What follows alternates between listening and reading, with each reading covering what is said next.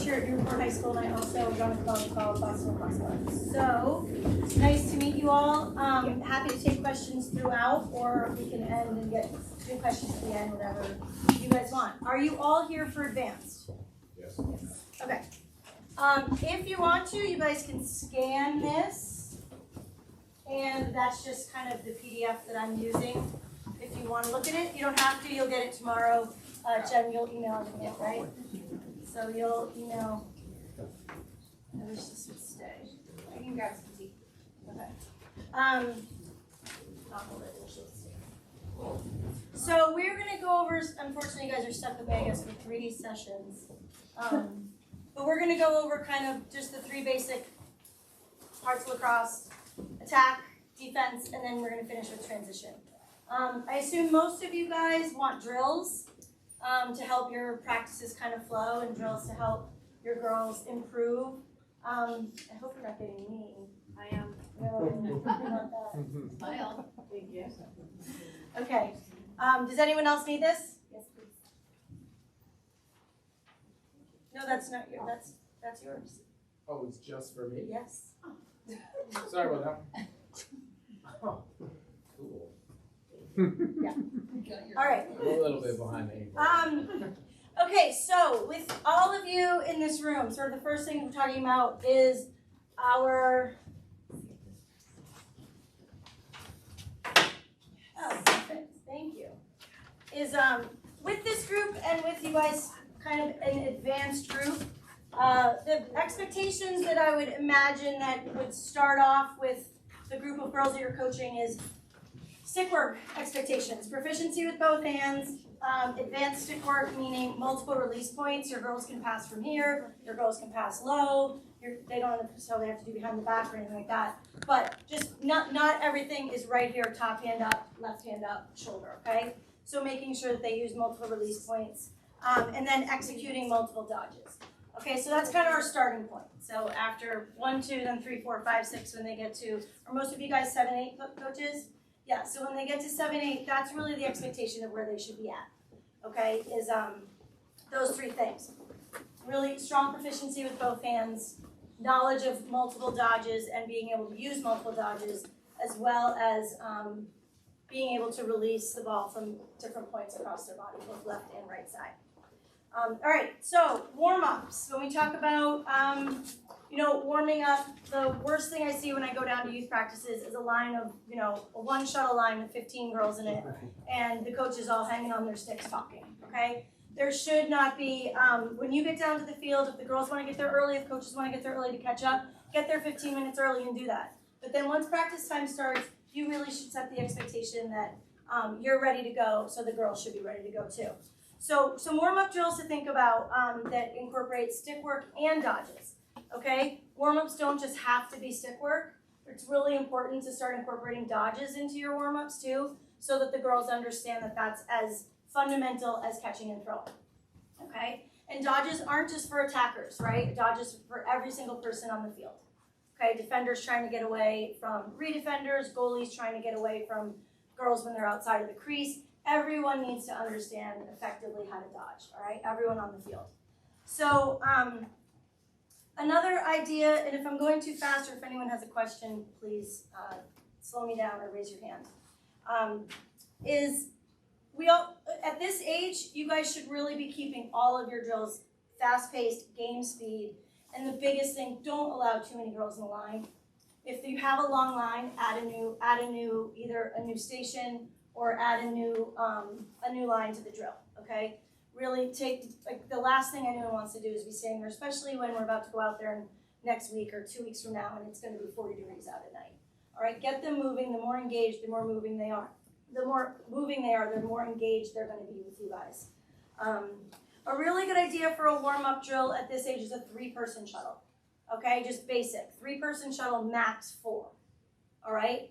It is they're gonna have the most amount of touches, okay? It's hidden conditioning, which is great.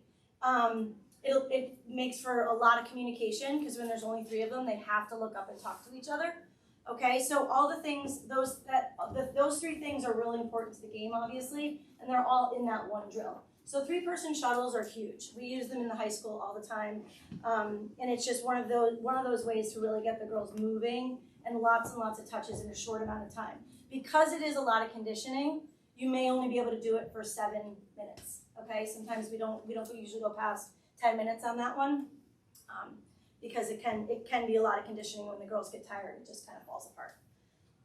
Another one to incorporate dodges is shuttles, but with a dodge in the middle. So just make sure everyone understands the dodge so that no one's running into each other. But it's just a basic line drill, a basic shuttle drill with, somebody here and somebody here. And you can put a cone in the middle if you want to. You shouldn't really need to at this age. You shouldn't really need to, but they're just going, each line has a ball, and so they're traveling this way, they're traveling that way, and when you get here to the middle, you guys would say what kind of dodge you want to do. So maybe it's a face dodge, okay? Maybe it's a pull dodge across your body. Maybe it's a split dodge, whichever it is, but this is where they would do the dodge and then keep going and pass to the next person in line, and they would do the same. So that's a good warm-up drill for not only getting warmed up, all of that, but also incorporating your dodges into warm-up drills.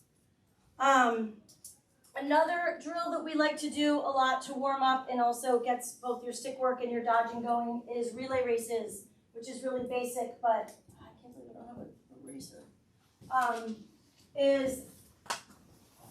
I'll go get one of your sticks there. Oh, thank you. So if, line the girls up on the field, like however many you are, you want maybe max 3, okay? Ideally 2. And then they're gonna travel. Are most of you guys on a turf? How many are not on a turf? Okay. I talk a lot in yardage because we practice on a turf. So if, so basically I would do it, so if you guys aren't, you would use your straining lines. So you would go up to the straining line to your 50. Okay, so you can either put cones down if you don't have if you don't have a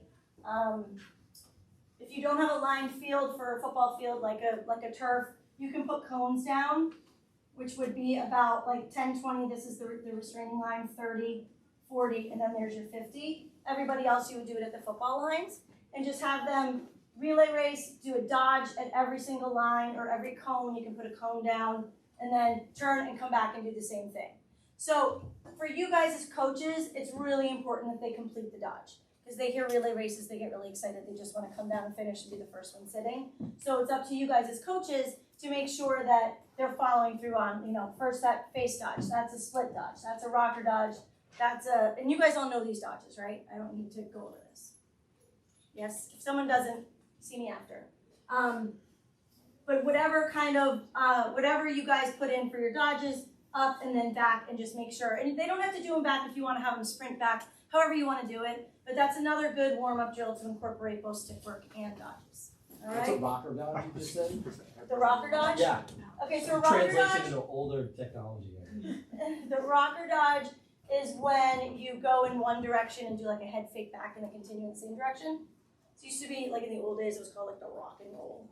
It's like you rock and then Can you you show roll. us? It's a fake roll dodge, basically. Yeah, yeah. So you're going in one direction, you come back, you kind of go back like this, and then you continue in that same direction. So you do like a little Like a stutter step, right? stutter step, Yeah, head kind of. fake, shoulder fake, split, a lot of things. But that's that rocker dodge, yeah. All right. So any questions on, besides the rocker dodge, any question on anything for warm-ups?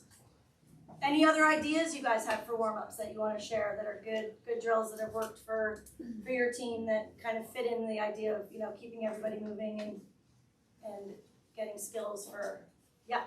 It's not a drill per se, but in a town where you're coaching that has multiple middle schools, I just made an assumption that everybody knew each other, and they didn't. So I come from a town where there's only one school. So it was important that we actually did introductions and just not make that assumption that everybody knows each other. Yeah. So I'm not going into that kind of stuff, unfortunately. I can, but I feel like you guys know that. But that's a really good point, especially since there are new girls to lacrosse every year, obviously. And I know here in Newburyport, we have a bunch of different schools, but like charter school, Catholic school, public school. So not all the kids do know each other. So yeah, so introductions are key. And introductions to the coaches too. You know, make sure you, tell them what you want to be called. Because for a lot of the girls, they can be intimidated to go tell you that they lost their mouth guard or whatever it is. So, any other questions? Yeah. We do a long, short, over the shoulder in our shuttles. Yep. Just to get some of that, thinking about different orientations of space and driving forward. Yeah, there's so many great shuttle drills out there. My only suggestion with it, and the only thing that I really want you guys to take from it, is just keep the line short. Any shuttle you do is great, right? Any shuttle you do is great, and any kind of skill that you add to it is fantastic. It's kind of goes into what I'm gonna talk about next. But just make sure that it's high. You know, think about like high intensity, game speed. And just making sure that that the lines aren't too long and everybody's moving and everybody's involved. Keep it interactive. I also think it's important that we put the girls through a full dynamic right before. I know that sometimes the girls won't fully do their stretch, and then they come to me complaining ow, my hamstring hurts. But then I see them kind of doing their stretches bad. So I think that we should really do your half lap, get through a dynamic, and then get through the shuttles. Stretching is good for sure. You guys make sure you incorporate your stretches. Definitely. I didn't do any agility stuff. You'll see I'm one of the defensive things. I mean, you guys at this point, at the level you're at, you should know your kind of dynamic stretches, which is a great idea. And also agility work and that kind of stuff. So, going to move on to the next part, because what time does this end? 7:25, gotta go, I think. So the best way to improve stick skills, okay, and this goes from if you have a kid that's been playing since kindergarten and she's fantastic, to someone who just picked up the game. The best way when you're in, and 7:25, great. The best way is through any kind of a box drill. Okay, and there's a million, just like shuttles, there's a million different box drills. There's a million different variations of how you can run a box drill. Essentially, when you hear the word box drill, you're just saying you're taking 4 cones and creating a box of the size of your choice. If girls are having a hard time and they're a little newer to the sport, make the box a little bigger. If the girls are a little bit stronger and skilled, make the box smaller. Because the most important thing about when you set up the box drill is you want to make sure you keep the boundaries. Okay, you want to keep those boundaries because you want to keep accountability. All right, so you don't want to set up a box drill and have the girls running way out there because what's the point? Okay, if they do that, it's a turnover, it goes to the other team. So keep the boundaries for accountability. Keep it competitive, okay? That keeps high energy, that gets girls excited. Like they mentioned downstairs, they always know the score. I have no idea of any kind of score, they always know the score. Okay, so keep it competitive, which keeps the energy high. And then keep it game-paced. All right, talk to them all the time about game pace. That increases their IQ. The faster they're doing things, especially in small spaces like a box, okay, the more their IQ is going to improve. They're going to figure out, oh shoot, she was covered, I shouldn't have made that pass. Or oh no, I keep only doing something with my right hand, I got to switch to my left. The more you guys do these things, they're going to figure stuff out, and then their game IQ is going to rise. So one of the first box drill that I do that's just really, really basic is just like a 15 by 15 box, because usually at the high school I do it lower, but for you guys I think that's a good amount of space. So if you just count out 15 paces, or if you are on a turf field, you can actually use the lines of 15 yards, and just do 3v3, 4v4, or 5v5 keep away. Okay, and those kind of drills, make sure you're mixing teams, make sure you're or if you want to do it with all the defenders in one, all the middies in one, and all the attackers in one, so they get used to playing together. All right, there's a lot of different ways you can structure all of these drills. You can change it up. You can make it even skilled to begin with. Then you can switch it up by position.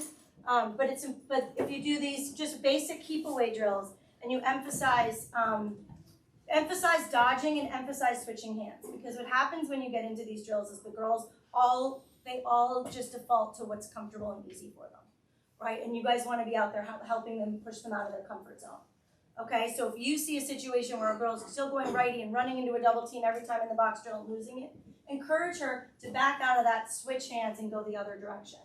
All right? The box drills are the simplest way to, because you're in a tight space, your stick skills are going to increase, but your game IQ really increases because everything that happens in a lacrosse field happens in that little tiny space. So you can always make this player up, player down. Okay, we start sometimes with a 4v3 just to really get our defensive slides going, and then we add in another person so the defense isn't always down. We're going to get to defense next. But you can always change the rules. You can change the expectations, pass rules, things like that. If you want to have the, keep points, any of that stuff that keeps the girls engaged is important. Okay. One of my favorite drills to do, and we have a strange name. We call it scrambled eggs. I don't know why, but it's just a progressive 4v4. So if you set up cones, so 2 boxes next to each other, and you have 4 people on this team and 4 people on this team, okay? And then you have your subs over here, okay? So it's a continuous drill, and this is the middle, all right? But obviously there's no additional cones. So it starts. Let's call this the red team. You have nets, coach. Call this the white team. Nope, this is just in the middle of the field. There's no nets for this. This is just a box drill, a warm-up box drill. My high school does this before games. So it gets everybody moving, and as you'll see, it's like every single thing you have in the game. You have offense, defense, man up, man down, player up, player down, transition, absolutely everything but shooting and clearing is in this drill. So it starts off, say red starts with the ball, okay? 1, it's gonna start out with a 4v1, all right? So typically they'd all spread out, all right, get all to their spots. And this defender is working hard just on a 4v1, stick up, communication, just trying really hard to get whatever they can do, a knockdown, maybe a pass. If it goes out of bounds, it goes to the other team. All right, so they're just doing whatever they can as a 4v1. After 4 passes, so it's great to have the girls count out loud. 1, 2, 3, 4. After 4 passes, a second defender goes in, and it becomes a 4v2. After 4 passes, a third defender goes in, it becomes a 4v3. You guys get the drill. It's a 4v4. That's not a G. So it becomes a 4v4 in this little tiny box, okay? So that becomes pretty hard. All right, so the previous box drills that you guys have done, it's now really important to emphasize your stick handling, making sure you're using both sides of your body. Now comes into what we were talking about maybe passing from different points of your body, right? Not being able to just do everything top hand up, strong side, shoulder. Okay, so this, and then if you get 4 passes when it's even 4v4, you get a point. It's pretty hard. All right, it's pretty hard to get a point. Sometimes they do, which is great, but try to keep track of that. And then, so say, here we are, say this person passes and this person intercepts it or knocks it down or gets a ground ball. Now, everyone on the white team, they transition it back into their square. Okay, so this person has the ball. And now the red team is on defense. So one of them goes in on there. And the same thing starts. 4 passes, 4 passes, 4 passes, okay? So when there is, and it's a good idea to do it, some people do it where they just send in from the outside. I prefer it this way because it adds the actual transition in, where they have to move from one square to the next. Do you guys understand this? Explaining it okay? All right, so this way they have to, and they can just get really quick passes into, which is fun when they start getting competitive and understanding it. 2 girls will get in and just go 1, 2, 3, 4 really fast so that they're ahead of it. So that's a great drill for everything that the game of lacrosse offers. So it's a flip side of the field every time there's a turnover. Every time. So it's like this is white side of the field, this is red side of the field. So if white has the ball, they're here, and red is sending them in, and if red has the ball, they're here, and white is sending them in. Okay, so you keep on your sides. And I set up like 5 of these all around the field. So you have multiples of these going at once, which allows, lots of girls to be involved. And then, you just kind of sub in as you go, or if there's a bunch of turnovers, you can sub in there. So that's another good, really good box drill that is, I think, just is a great for the age group that you guys have. This is a great drill. Say on the right side, the red, Yep. the defender gets it. Do they fire it over to the white side? No, they have to bring it in. So you have to Okay. if one of their teammates runs, they can pass it to them. You know what I mean? But you have to maintain possession. You can't just throw it in and go get it. So Yeah. technically, you could be ridden off the ball and you could stay on the red teams, like in your scenario, right? White defends, it's a turnover, now they gotta transition back over to the white side of the field. Red could ride them off the ball. Keep You possession. could, but it's like 10 by 10, so there's not that much riding. But yeah, you could back check them I and remember get it back. we've done that before a lot, Yeah. with just the single box and the team on the outside and sending Yeah. it in, but I like the concept. The transition part, but you could definitely, like if they get back checked or whatever, yeah, it goes back to red. That's great. So, for sure.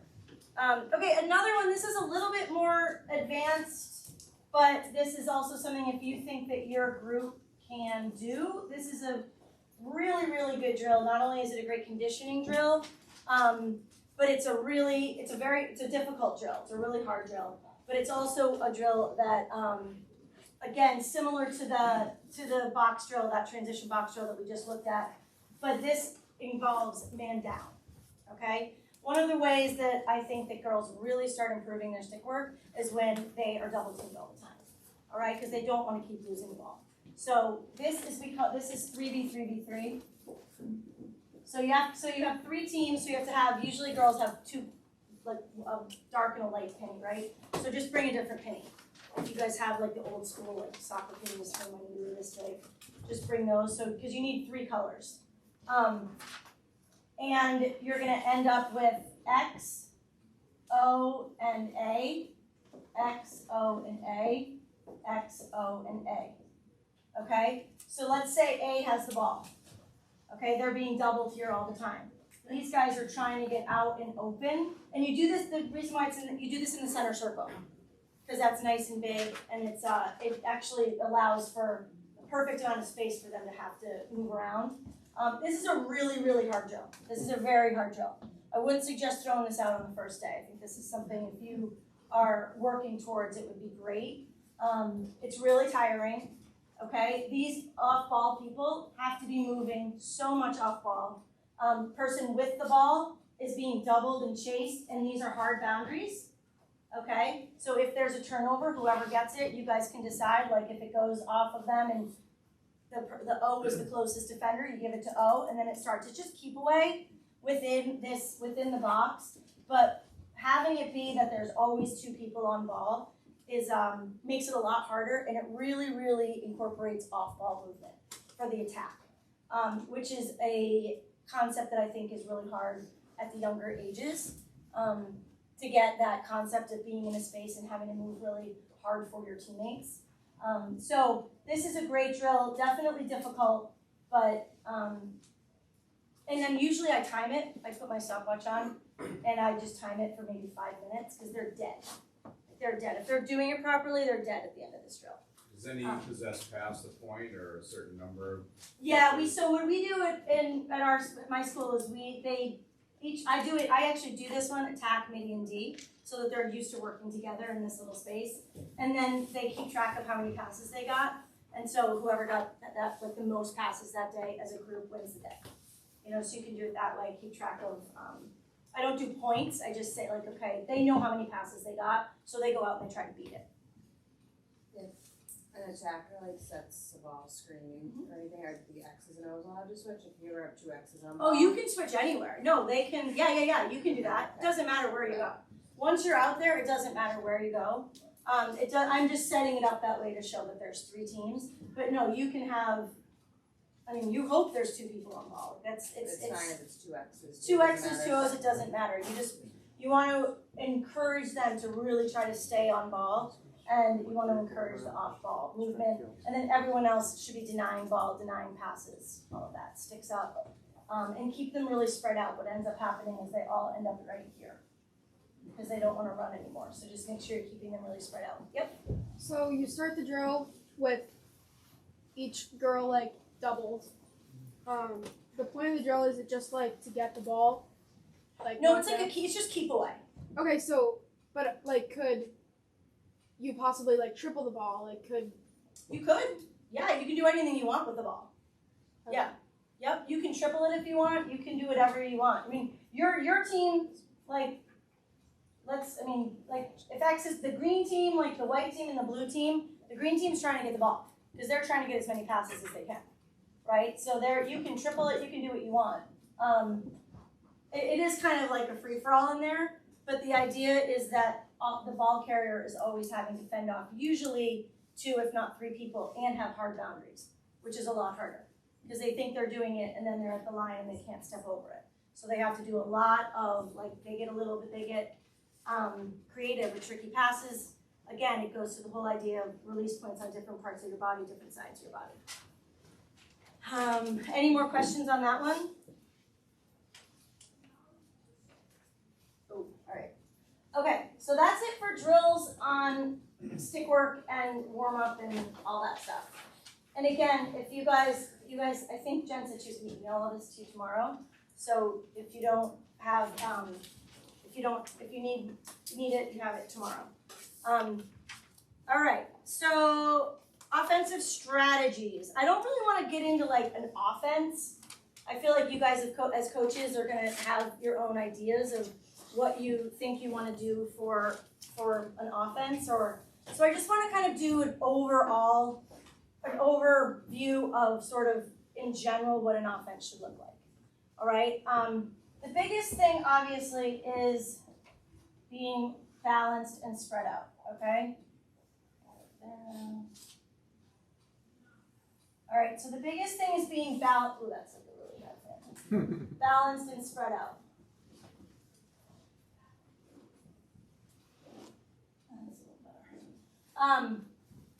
So you want to be making sure that your girls understand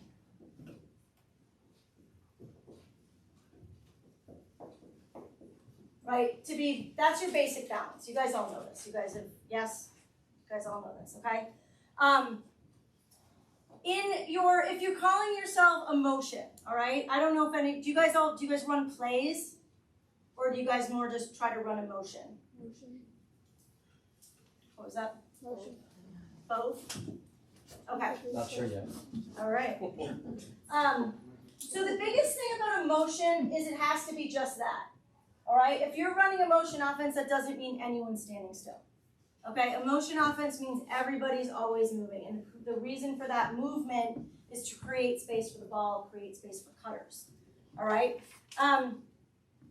Your basic, there's I'm kind of put down like 4 or 5 just basic motion offenses and more movements, okay? Like the most basic one is just to pass the ball and move away, right? Move away, and maybe you would exchange with this person, or move away down here, and this person would move, and that person would move. However you guys want to decide that, but the idea is that you pass the ball and you move away, creating space for then the ball carrier to either drive or someone else to cut into that space. All right, so creating space for the ball is something that's a really hard concept for a lot of kids to get because they've been used to like going to ball their whole lives. All right, so getting a girl to pass and not chase the ball, like come this way, no, you need to go that way. You need to go away and create space for the ball. All right, so that's the first kind of just pass and go away. All right, if you guys are getting a little more advanced and you want to add a pick to this. So pass, go, and set a pick. Actually, that was really bad. Hold on. Pass, go, and set a pick. All right, so you'd set your pick there. Do you guys use picks? Yes. Okay. So if you're, well, I'll get into that after. All right, so, and then you can always set this pick and pass to this person coming off the pick. That's a simple little play. Just a pass, set a pick, and then make the pass. We still use that, believe it or not, at the high school level, and it works almost all the time, even when the teams know it's coming. Because if you set a good enough pick, you can't really defend it. All right, And then another thing is if you're just One in quick the question on same- that one, sorry. Yeah. In that scenario, when you have the other people, are you having them pick away as well, and just exchanging places? 'Cause So they could be exchanging places, just anything to keep the defenders busy. Right. Right? These guys can all be exchanging. I mean, the biggest thing in a motion is that you're not only is like typically within a motion offense, you're either going to have 2 people working with the ball or 3 people working with the ball, and we're going to get into that next. But everybody else needs to be moving. So in that situation, if you're going to come set the pick here, it'd be great if these 2 exchanged so that these defenders were busy and they couldn't come in there. Okay. Okay. But I'm going to go into that. I'm going to go into that next, which means I have to go really fast. Another idea here on this same basic motion, and you guys, you don't have to do one of these. You can do all of these. If you teach all of these to your girls, this can be your offense. Is same thing here, pass, and everybody goes, and now you're setting up an isolation. Okay, so you've worked like the pass, and a pick a couple times. You've worked the pass and trying to get these guys exchanging over here. Maybe the next time you go, you do the pass, and you can do this from any cone, obviously. Set up the pass and get everybody to move to one side, and now you've just set up a really simple isolation based on the same exact motion where everybody is in the same, everybody should generally be in the same spots, okay, so that we're not getting it, so we're not crowding the ball, crowding each other. Everybody's generally in the same spots, but you have 3 different options off of that same motion. All right. I didn't want to get into like real specific, like into the meat and potatoes of offense, but all of this works really well around the crease too. Works really, really well around the crease. When you when you pass here, set a pick down here on this defender, and this person comes up and around for a righty, or same thing on a lefty. Those are just very simple little offensive, I don't even want to call them plays, they're just set off of this motion.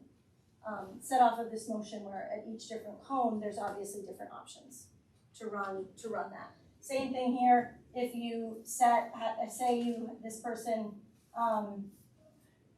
this person passes down here, and then everybody moves this way, and now you have an isolation here for that person to go.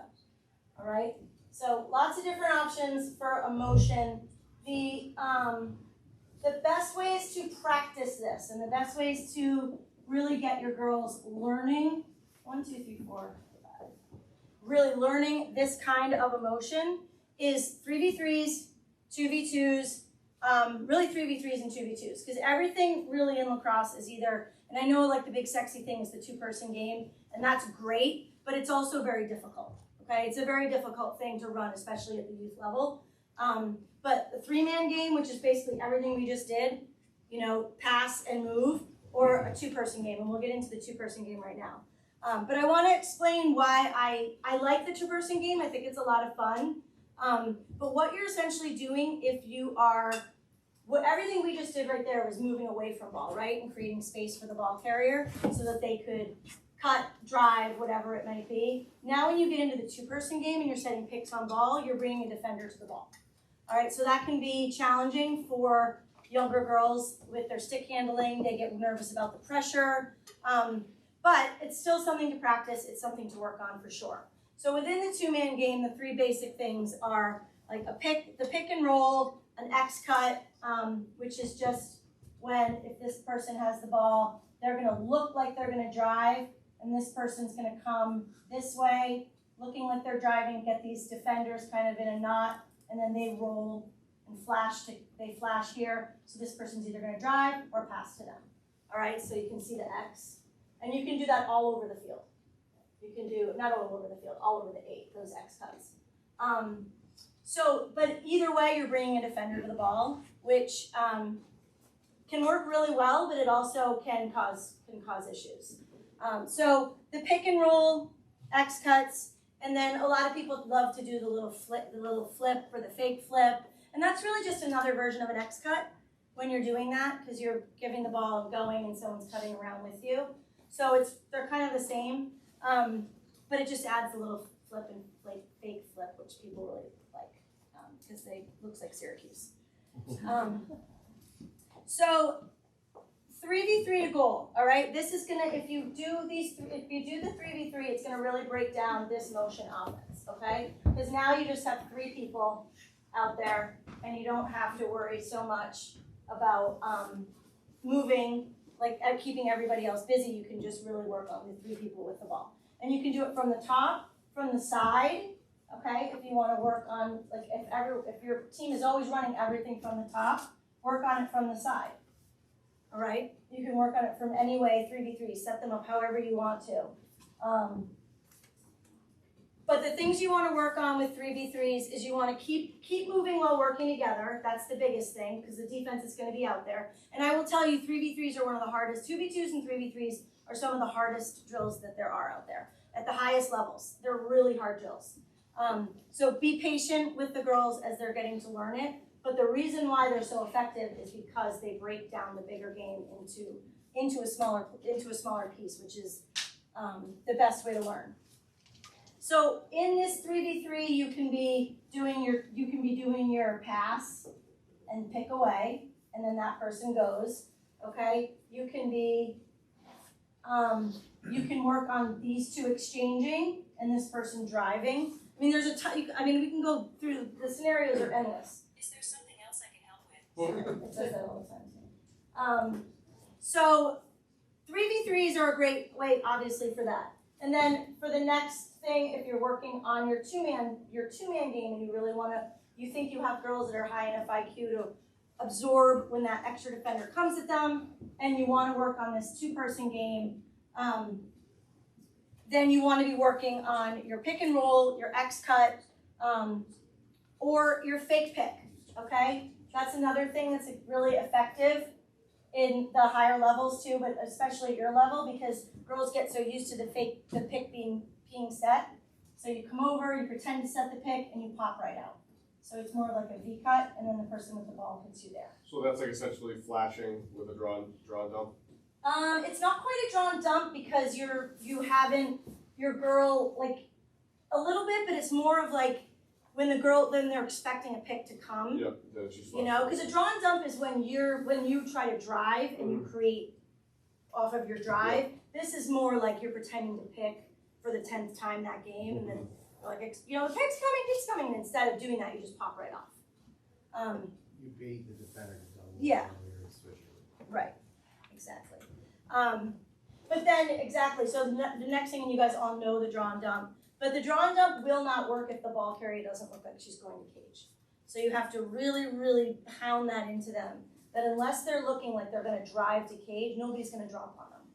Nobody's going to double them, right? And we're going to go over defense on all of this, the next one. But no one's going to drop if they think that, they're just kind of like floating through there on the drawn dump. So make sure that when you're teaching that drawn dump, that you're explaining to them that they have to really go hard to cage.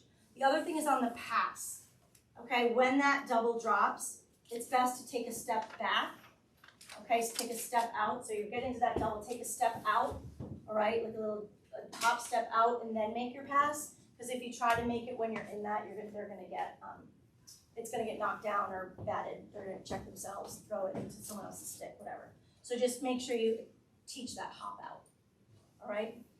I feel like some of you guys are like, yeah, I got this. And others, I hope I'm not not going too fast, or if you guys have questions, please ask. Yes, no?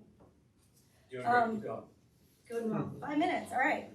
So, I'm sorry, I think the only question I would have is like, so when you're running that kind of motion with the screen, I mean, I'm assuming you're dropping the lower attack that we're like kind of in that position up above the goal line, extending, you're dropping them down to create even more space, or is it just depend? Because like not everybody, like I guess they would be moving, but I think we want to have them move out of the critical scoring area to kind of draw their defender down possibly. Are you talking when you're in a full motion, or? Well, just the concept of where you made the pass and then you cut away, you set the pick, you know, what are you typically having your, Off-ball people. that's right, especially not the ones who are down below the goal line extended, but the ones who are sitting there. And in my head, I'm just thinking, we're kind of playing with it, and I'm just thinking, I drop my high attack down and get them out as much as I can to hopefully draw their defender with them out of the Exactly. scoring area. So if you're using, if you're using the analogy again of up here, all right, and I'm doing this mostly for righties. Obviously, if you have a lefty, you want to make the pass that way so they can come off the pick. But go here, set, and then they come off. Like these two would either exchange, or this person would just come down. This person may come across. Because the ball's coming from over here, so if there's someone standing here, it's fine. Because if their defender tries to go, they're in what? Yeah. Shooting space. So it doesn't really, the people over off ball side don't make a huge difference. So 1, 2, 3, 4, 5, 6, so 7. All right. So yeah, so you could have, wherever the ball goes to that side, maybe have this person drop, this person go over, and then you've still created that space. But it's not a bad idea. Kind of the next level to this is if this does happen, that this person comes and flashes here, because they catch onto it, so they're gonna get doubled there, and then you have someone coming off the crease. Yeah. It's kind of, Yeah, and I think to your point too, actually it's funny because this came up in one of our early practices. She rolls around the cage, the defender could slide, and all of a sudden she just entered into shooting space. She's not even paying attention to what's happening behind her. right, and this does draw a lot of girls at all levels. This does draw a lot of girls into shooting space. Whenever you're attacking from the top like that, you have the opportunity for shooting space. So that's another thing to just teach your girls when they catch, to really be looking to cage and pumping for the shooting space. I know it doesn't always get called at the 5, 6, 7, 8 level, but still, it's a good habit. It's a good habit to get into. All right, that's all I have. Then from here, like the 3v3, the 2v2s, and that's all on the page, so it's probably easier to just read it than to keep talking about it. But you can progress from there up to 4v4 and 5v5s, and then you get to your 7-on-7. And do you guys all work on your 7-on-7 offense with your teams? Okay, because I think that's really important, and that's one thing that I don't always see at the youth level. But I think it's really important to be spending at least 15 minutes of practice with your teams on your 7-on-7, both defensively and attacking wise, especially for the groups that are playing select. Yes. Just thinking about that ending, is there anything at the high school level when you see freshmen coming in that you would love them to be more aware of, or that? Oh geez, where do we start? I know. Which area? Just Attack? offense. Yeah, we'll do defense next. Yeah, one of the problems I think, that's not a problem, we all did it, but is that, they get to a certain level and there's no pass rule anymore. And so it's like the fastest thoroughbred wins, right? So whoever can outrun everybody just runs down, and it's really pretty easy to score. It just is, right? And then when you get to the high school level, when teams are playing team defense, they have a really hard time adapting to that. And unfortunately at the high school level, I've had kids that, scored 8 goals a game in youth, quit because they either don't adapt, they don't want to adapt, they don't understand it, or they've just been told how great they are since they were this big. But it's a very different game. Like the youth game to the high school game is a very, very different game. And even if, you guys go and watch it and see it, when you get into both team offenses, okay, so like for my team at Newburyport, it's a very specific offense that really incorporates everybody. So kind of the flashy little, one and gun person doesn't really fit all that well. They can in certain spots. And then defensively, we really work on a team defense. So it's very, very hard to just break through from the top or the side. So I think offensively, just really recognizing, and that's where the box drills come in, because that is what increases the girls' IQ. And when we do, I think it's defense, maybe transition, I'm not sure, but I have a drill that I'm looking at it more from a defensive standpoint for you guys, but you'll see it's an excellent drill for offensive IQ too. So I don't know if I answered your question. Yeah, that was great. Yeah, I don't know. Thanks. Any other questions? And I think we have a break, right? And then unfortunately, you guys get to hear me again. This time we talk about defense. Woohoo! But any other questions? I have a question actually. Yeah. So coach a lot of different levels, but so what I've noticed, because I do the 7 for my youth, like right now I'm in the middle coaching 5th, 6th. So many girls just don't get it, and we like keep going and trying. Like some do, some don't. Get it, like meaning they don't get the space? They just don't understand it, and I have tried different like techniques of like teaching it and getting them to understand it, but I feel like some of them hate that part of the practice. I don't know what it is. They can't figure it out. Yeah. But I don't know if you have any like great drills or some sort of game type thing Well, that would make them understand it better. So, I mean, cones obviously We've are the gone over, first like, thing. you know- Do you put cones down for the spaces that they should be at? Yes. So they understand like their high tackle spacing. attack, like we go over everything, like where the middies go, like first, like everything's on the whiteboard. Then we like have place in there. We just do like more like passing around for a little bit. Like we try to before we get too extensive. But I feel like I don't know. It seemed very difficult to get some of them to grasp the concept. Well, the idea of like of motion offense isn't necessarily. Like, I think if kids play basketball, sometimes it comes a little bit more easily because they've been. But if you play soccer, like a lot of the girls that play soccer, they have no idea. This idea of like 7 people around the goal hanging out because youth. I mean, the last time I watched you do soccer, I was like, oh my god. So they just run around and kick the ball endlessly. At least in Newburyport. Probably your towns have skill. Our towns have bananas. But it is, so I think like if you can just, I mean the visual is huge, right? Just having the cones at first. And then I would just keep it really simple. I would just keep it simple, and if they can work on, just even that pass and pick away and get that, and if that becomes something that they can do, like really just go over and over and over on how, just go overboard on rewarding that. Yeah. If they can get that. I would just say that's not a unique problem, like 5th graders, first time coming up to the big field with the lines, with the changes in the rules, like going from typical youth lacrosse, which is like half field, almost no critical, no 8, no 12.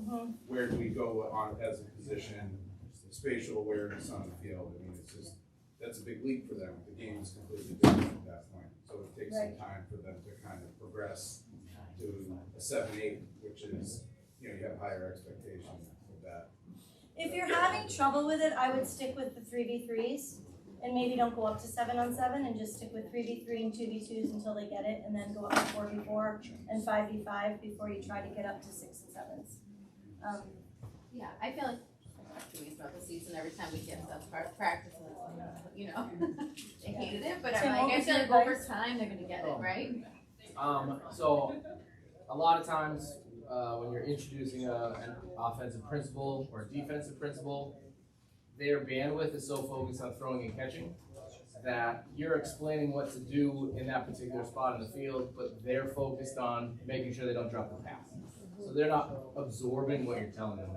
So in introducing an offensive principle, like a 3-person motion or a 2-on-2, get rid of their sticks and get a tennis ball or get like a red playground ball, the old dodge balls that used to leave an imprint on your face when you were growing up, and then have them use that. And so you can have them do the pennies, and then they can just throw the ball. It doesn't matter if it makes it, if it bounces, if they miss it. Once they have that red ball or yellow ball at that position, you can then stop and say, what are your options from this cone? What does a pick and roll look like when you're just using that red ball or a basketball, and you can even hand them off. Instead of having the added element of throwing and catching and stick detection and creating. I think that's a great idea, especially for the 5th and 6th grade, because that transitions for the 4th graders coming up, it's like, How many of you guys are 5th and 6th?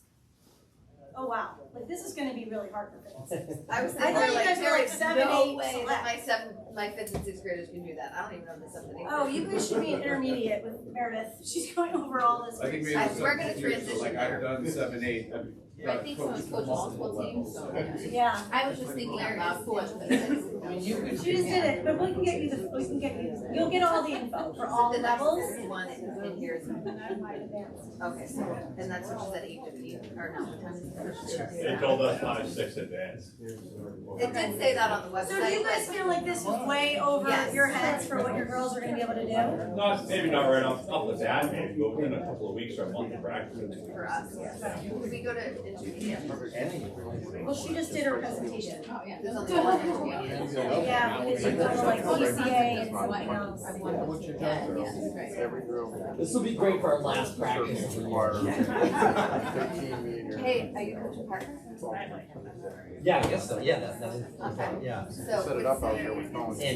Oh, so we'll play each other, Parker. We'll play each other, that'll be fun. That'll be the clearance. The brick wall. Well, that was a huge waste of time. That'll be so fun for us.